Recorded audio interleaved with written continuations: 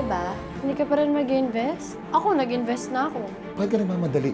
Alam mo kung bakit? Andrea naman, huwag namang gamitin yung galit mo sa nanay mo para umasenso sa buhay. Magpursige ka dahil gusto mo.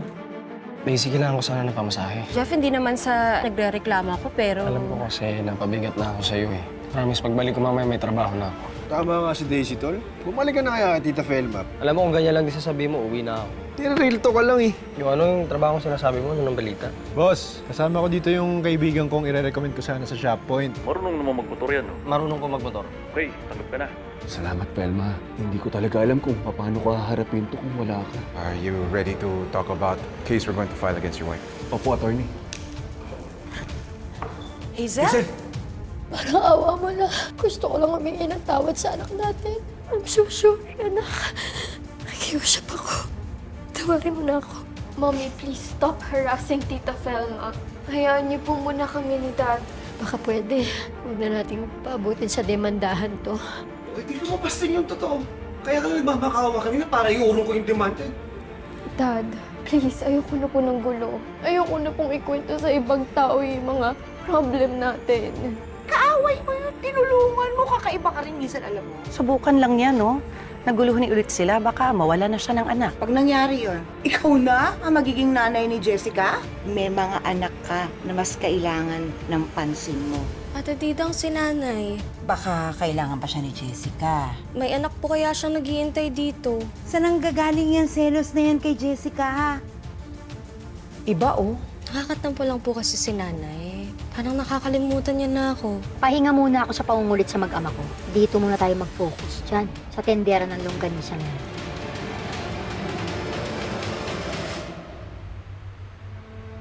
Emergency lang, sis. Biglaan.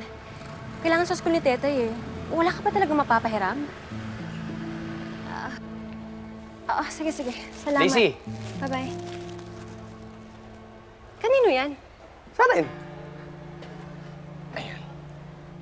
Paano mo yan nakuha? At para saan? Hindi si Jopet kasi pinahiram ako ng pang-down. Tapos, pinasok niya ako sa Shop Point Express. Mag-rider muna ako, Daisy. Kaya huwag mo na ako kukulitin na bumalik sa FMP tsaka kay nanay, ha? Ito na, oh. Rider? Delikado yan. Sanay ka bang magmotor? Pauwi nga ako dito, eh. Tsaka madali lang naman, eh. Yung lisensya ko, Code A, Code B naman, pwede sa kotse tsaka sa motor. Daisy, ito na naman kamo tayo. Ano, ba't di ka na lang kamo maging masaya? Nagsisikap ako, oh. Ba't ba ang hirap sa'yong suportahan ako?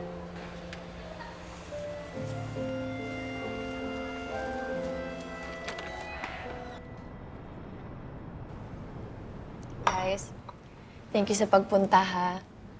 Tsaka salamat na rin kasi nag-invest na kayo. Andito na sa akin lahat. Thank you rin po, Ma'am Andrea. Excited na akong kumita. Ako rin. Pero ma'am, sureball po to ah. Lahat ng ipon ko, invest ko kasi may tiwala ako sa'yo. Ako rin naman, i-invest ko rin lahat ng ipon ko dito. Huwag kayong mag-alala. Legit to. Kaya kung may mga kakilala pa kayo, mga friends nyo, yung mga kasama natin sa FMP, ha, kung gusto nila mag-invest. Nasabihan na po namin yung iba. Ma'am, question. Kailan ka po babalik? Hindi na eh. May iba na rin kasi akong work. Kamusta ba kayo sa FMP? Hirap na ma'am. Ang gulo ng sistema. Di gaya yung nandun ka. Smooth lang yung workflow. Tapos, may mga online bashers pa rin. Yung mga naniwala sa pa-expose ni Carla Talaquera at yung Hazel laban kay Ma'am Felma.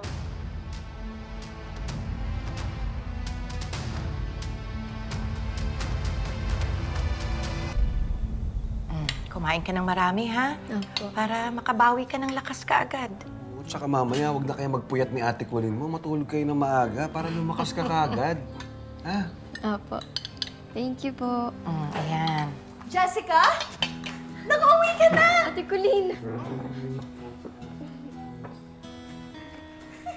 Namiss kita. Oh, dahan-dahan.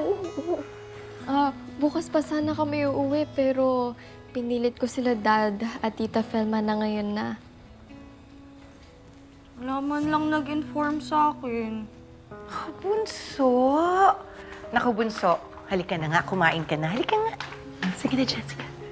Sige na, upo ka na dyan. Tapos, kumain na tayo. Okay? Thank you.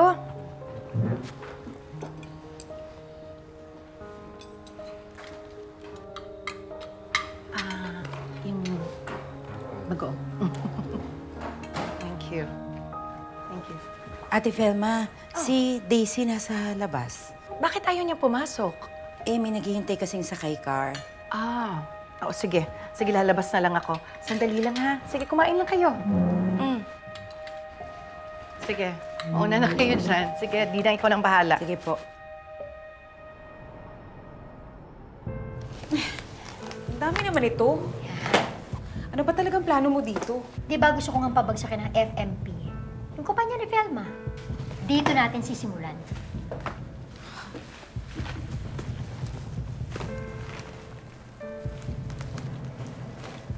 Ano yan? Lason? Hindi. Fast-acting laxative ito. Hindi lason. Food grade. Kaya huwag kang mag-alala. Pero sa mga makakain nito, isipin nila na food poison sila. Sila? Sinong sila? Eh di yung mga homeless doon sa Luntian Park. Sasali ka sa isang feeding program ng barangay doon. Hazel, madadamay ka pa ng maraming tao. Para mabilis kumalat ang balita. Para isipin nila na yung mga produkto ng Velma Landi na yan, contaminated. Friend naman, maraming madadamay sa galit mo. So, too much naman yata yan. Hindi. Nawalan ako ng asawa. Kaya kahit idamay ko pa yung buong Pilipinas para makaganti, gagawin ko. Nawalan din ako ng asawa. Pero hindi ko naman magagawang mandamay ng maraming tao. Inagawang ka ba? Dinivorce ka ni Charles, di ba? Magkaiba yun. Pero nakalimutan mo na ba yung pledge natin mga nurses? Relax! As if naman papatay tayo ng tao. Hindi naman tayo murderers. Actually, bibigyan pa nga natin sila ng pabor to cleanse their digestive system. Paano yung mga batang kakain? Don't worry, walang bata makakain dahil gagawin nating spicy sisig. Sasabihan natin yung mga adults na hindi to pwede sa mga bata. Ibang ipapakain natin sa kanila. But I'm still worried. Maraming sasama ang tiyan sa feeding program na yan. Eh di mabuti. The more victims, the merrier. At kapag may nangyari sa kanila, si Velma ang mananagot. Tulungan mo ko dito.